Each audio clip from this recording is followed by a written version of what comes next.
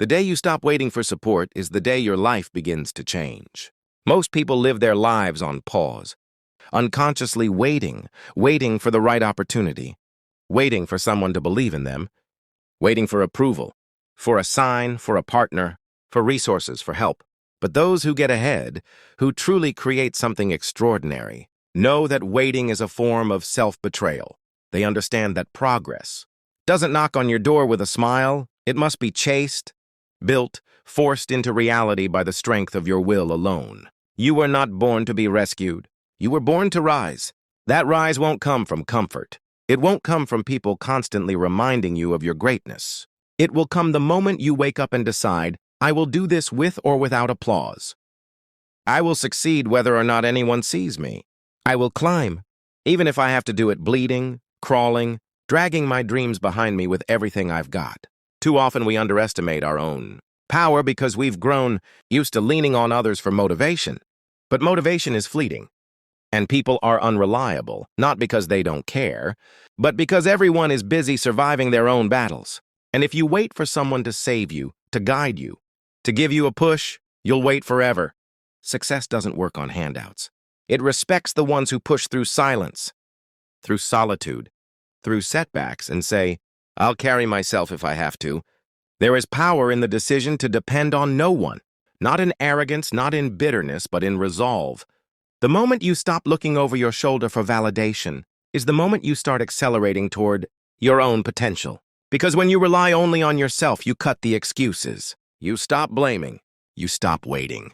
You begin to take full responsibility, and with that responsibility comes clarity. You see what must be done, and you begin to do it. And it's not easy. It never is. There will be mornings when your body aches from stress, from exhaustion, from disappointment. There will be nights when self-doubt creeps in like a shadow, whispering lies. But even then, you will learn to speak louder. You will train your mind to repeat the truth. I don't need perfect conditions. I need only my decision. You'll remind yourself that pressure doesn't crush you, it forges you. That loneliness doesn't break you, it prepares you.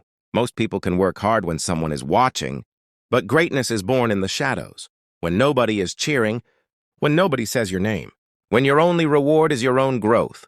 That's where strength is built. That's where grit is born. In the early hours, the late nights, the silent battles. While others sleep in comfort, you are fighting for the life they'll one day envy. Not because you had more support, not because you had more luck, but because you refused to stay still. You refused to be ordinary. You refused to be a prisoner of circumstance. So every time you feel alone in your mission, remember, it's not a weakness. It's a blessing in disguise. Isolation trains independence. It sharpens your focus. It cuts out the noise. When you stop needing hands to hold, you grow wings. And wings take you higher than handouts ever could. People will call you obsessed. Let them. They won't understand your hunger until they see the results. They'll ask where it came from. You'll know it came from fire. From pushing when you were tired. From showing up when no one noticed. From creating your own momentum in a world full of waiting. The truth is, the sooner you realize no one owes you anything, the sooner you gain everything. You owe yourself the effort. You owe yourself the discipline. You owe yourself the life you keep imagining but haven't lived yet. And the only way to that life is forward. Alone, if you must be. But forward, always. And what happens when you stop needing help?